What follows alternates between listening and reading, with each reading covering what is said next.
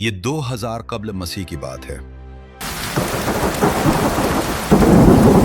तूफान नूह अलैहिस्सलाम की हौलनाक तबाही के बाद अल्लाह ताला ने सरजमीन अरब में एक ऐसी कौम को पैदा फरमाया जो दुनिया की सबसे ज़्यादा ताकतवर, मजबूत और तवाना कौम थी।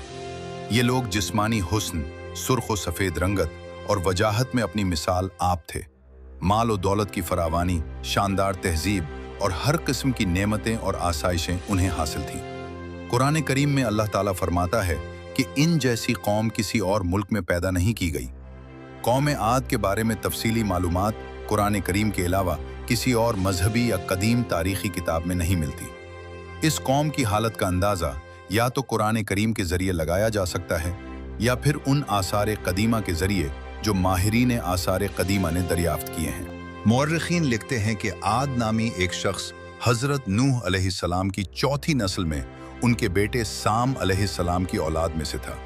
इसी शख्स की नस्ल और कौम आद कहलाई। ये लोग निहायत बुलंद कामत, ताकतवर सुतूनों वाले अजीम उश्शान महल्लात में रहते थे। कुरान करीम ने उन्हें इरम ज़ातुल इमाद यानी सुतूनों वाली कौम के नाम से याद किया है। इरम उनका निहायत खूबसूरत शहर था जिसके आसार 1984 ईस्वी में खलाई शटल की मदद से दरियाफ्त किए गए। ये इलाका आजकल ओमान का हिस्सा है। बहर अरब और बहर अहमर के दरमियान ओमान, हज़रमौत और मगरबी यमन तक फैला हुआ एक वसी सहरा है जिसे सहराए अहकाफ कहा जाता है।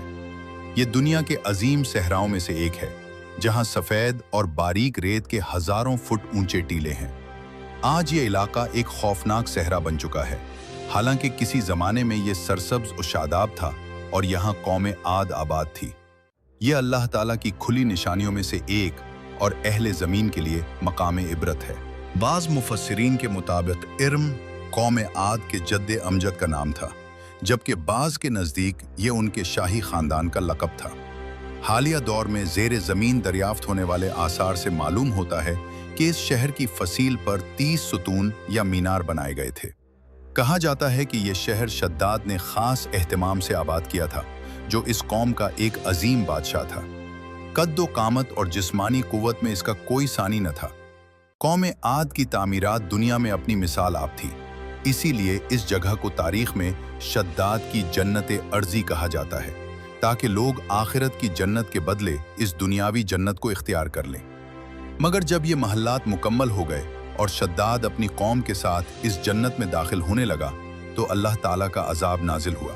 वो सब हलाक हो गए और वो महल्लात भी मिटा दिए गए। तूफान नूह अलैहिस्सलाम के बाद कौम आद पहले कौम थी जो बुत परस्ती में मुब्तला हुई।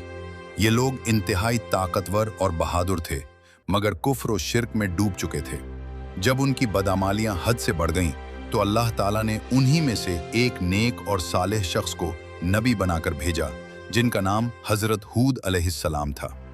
हज़रत हूद अलैहिस्सलाम ने अपनी कौम को अल्लाह की इबादत की दावत दी और फरमाया कि अल्लाह के सिवा कोई माबूद नहीं। मगर कौम के सरदारों ने आप अलैहिस्सलाम को झुटलाया, मजाक उड़ाया और अजाब का मुतालबा किया। हज़रत हूद अलैहिस्सलाम मुसलसल नसीहत करते रहे, मगर वो गुरूर और तकब्बुर में अंधे बने रहे। वो कहते थे, हमसे ज़्यादा ताकतवर कौन है? बिलाखिर हज़रत हूद अलैहिस्सलाम ने अल्लाह ताला से दुआ की तो अल्लाह ने फरमाया कि ये लोग जल्द अपने किए पर पछताएंगे।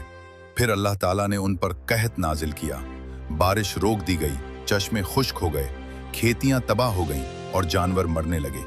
ये अजाब 3 साल तक जारी रहा।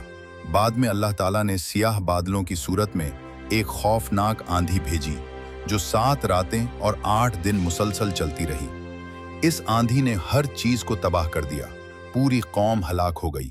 सिर्फ हज़रत हूद अलैहिस्सलाम और उन पर ईमान लाने वाले लोग महफूज रहे। अल्लाह ताला ने कुरान करीम में इन वाक़यात को इसलिए बयान फरमाया है ताकि उम्मत मुस्लिमा इनसे सबक हासिल करे।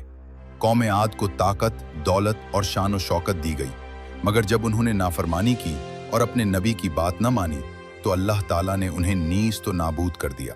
तो नाजरीन, ये थी हमारी आज की कहानी। अगर वीडियो पसंद आए तो उसे लाइक करें और चैनल को ज़रूर सब्सक्राइब करें ताकि हमारी नई आने वाली वीडियो आप तक पहुंच सके।